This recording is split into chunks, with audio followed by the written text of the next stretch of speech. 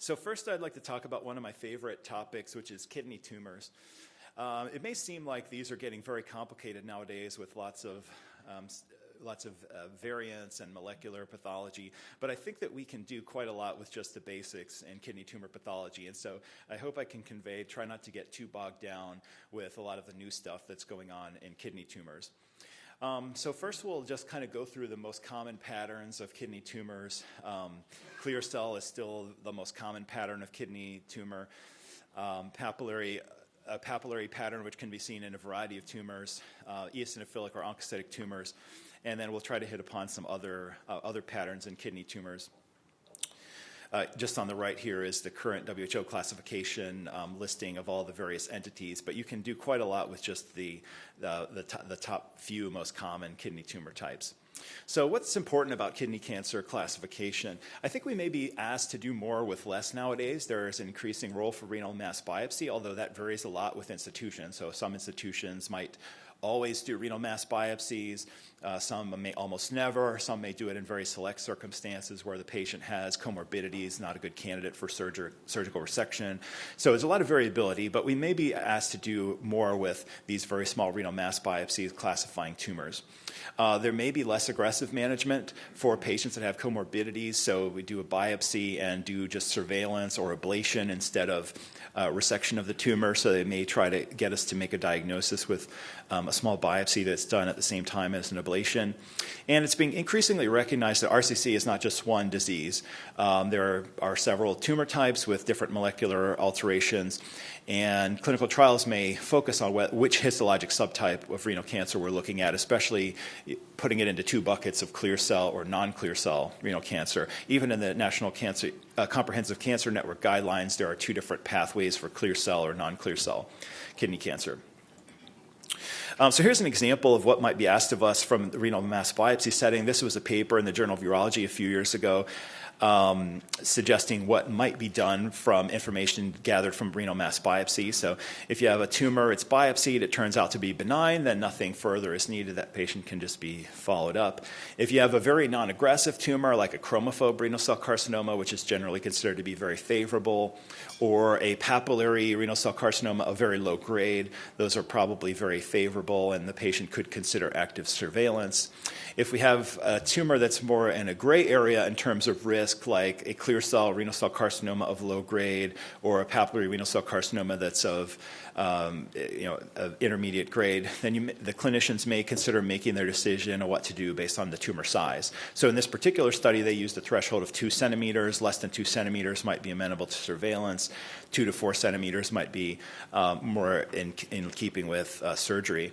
And then, of course, if the tumor on biopsy shows very aggressive histologic features, for example, especially urothelial carcinoma, sarcomatoid, renal cell carcinoma, et cetera, those patients would almost certainly need treatment. You see in this chart here I have PRCC1, which means type 1 papillary renal cell carcinoma, and PRCC2, which means type 2. That terminology is sort of going away, which we'll talk about a little bit later on. But in general, what used to be considered type 2 papillary RCC is thought to be more aggressive, and we'll explain why in a little bit. But those tumors would likely need to go straight to surgery regardless of size or other factors. So kind of as I mentioned, if you have a healthy patient with a not so aggressive tumor, you may consider somebody who's very healthy, has a lot of life expectancy, may want to have surgery kind of no matter what, whereas an older patient with a lot of comorbidities may just be a candidate for ablation or surveillance. Traditionally, if you have a high-stage renal cancer but is not metastatic, surveillance has been the only post-resection sort of management for those patients. We don't necessarily do any adjuvant therapy for renal cancer, but there are some options for adjuvant therapy, especially for higher risk tumors, such as those that are higher stage or have high grade, grade 4 or sarcomatoid features. So it is increasingly possible that some sort of adjuvant therapy may be based on what we diagnose in pathology. But of course, adjuvant therapy is not a standard in RCC. And so often if the tumor is not metastatic, we'll just see surveillance after resection. So, the long kind of held thought that clear cell renal cell carcinoma is the most common type of renal cancer remains true. It's probably 60-70% of adult renal cancers are clear cell type. And then papillary maybe makes up around 15%. And then other types like chromophobe or oncocytoma are much further behind, making up small percentages of renal tumors. This is sort of near us in the Cleveland area. So for those of you that are not from nearby, we do have some nice scenery in Cleveland. It's not just all snow and cold. So we'll go back to our kind of our outline here. That was our introduction. Let's look at the clear cell pattern of kidney tumors and talk about some tumors with clear cell features. So we can't start off talking about tumors with a clear cell pattern unless we talk about the prototype clear cell renal cell carcinoma. Here's one that has this kind of classic golden yellow orange cut surface, which is what we expect. And I think that's often helpful. Almost at the gross level, you can say that's probably a clear cell RCC. And also when doing your sampling, if you have a funny looking tumor, their areas might be sarcomatoid or poorly differentiated, it may help to sample the golden yellow areas to look for a lower grade clear cell component that will sort of make your diagnosis without any immunohistochemistry or fancy tests. And so we probably know well clear cell RCC having these patterns of cells with clear cytoplasm. On the left is kind of the alveolar pattern with hemorrhage in the lumen of these glandular structures. And so when we see that, the diagnosis is pretty straightforward. We also have the very intricate vascular network where capillaries are going around just about every nest of tumor cells. That's very common in clear cell RCC, and I would contrast it, we'll talk about later, with chromophobe renal cell carcinoma.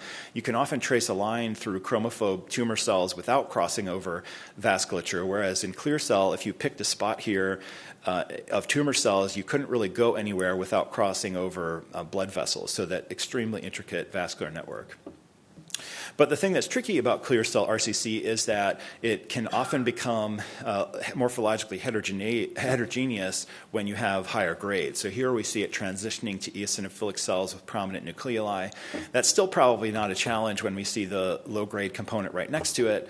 But if you get something that looks like this, even more so on a biopsy, you may not think that that's obviously a clear cell renal cell carcinoma. This has very eosinophilic cytoplasm and these hyaline globules in the cytoplasm.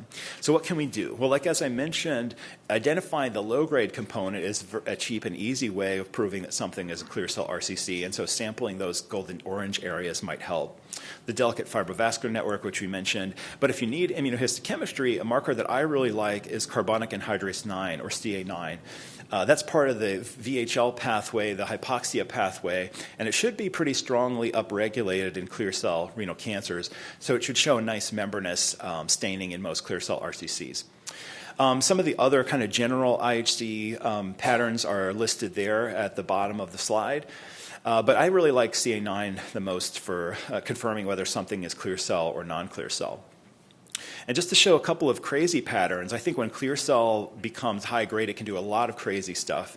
And here's one example, which we wrote about a few years ago, that you can have these giant syncytial tumor cells, multinucleated tumor cells, where if you had, say, a biopsy of just that, it would be difficult to know whether this is a clear cell RCC, these humongous multinucleated tumor cells like you see at the top. But again, helpfully, in the lower part, we can see its typical morphology. And fortunately, we found that these giant cells are often still positive for renal markers like PAX8 and often still carbonic anhydrase 9, even though they're humongous. Something that we're currently working on is that occasionally clear cell RCC can kind of transition into a poorly differentiated carcinoma. And so in this field, if you had a biopsy of the stuff in the upper left,